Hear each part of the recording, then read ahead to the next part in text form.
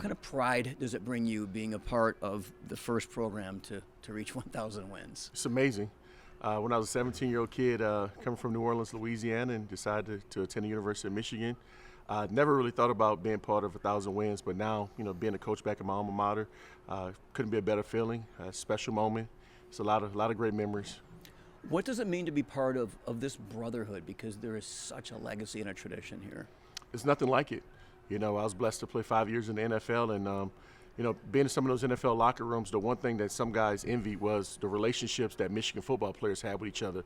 Rather, if we were teammates or not, guys always wondered why we're so tight, and it's part of being the Michigan legacy, being a Michigan man. Sustained excellence.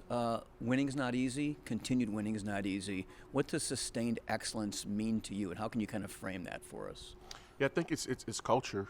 It's something that Coach Schembechler, he embodied, and his assistants like Coach Carr, Coach Moeller, those guys passed the torch down, and now it's come with Coach Harbaugh and it's resonated, and now Coach Harbaugh is able to bring some former Michigan football players on staff, and we know exactly the message that he wants to convey, and we're going to do it to the best of our abilities, and the kids see it, and we understand what it takes to be special at Michigan. So many men long ago laid this foundation.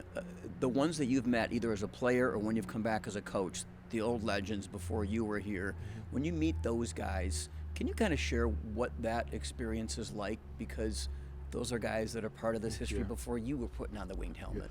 Yeah. They're the reason why we put the wing helmet on.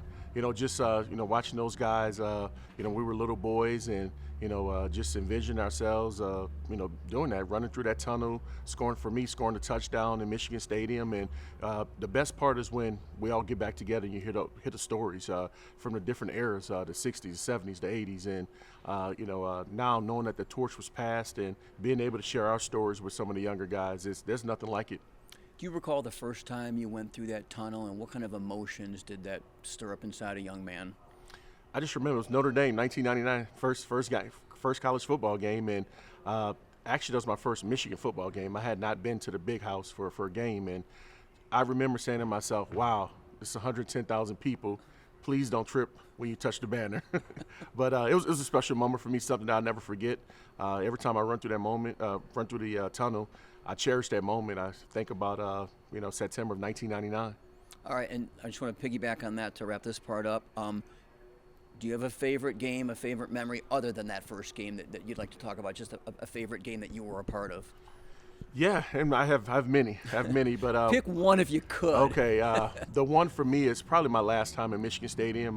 Coincidentally, we played Michigan State, and just having one of the best games I had in my career, and just knowing that that was the last time that you're going to put that uniform on as a player, and to have my best game the last time I was there, that's something that is going to live with me forever.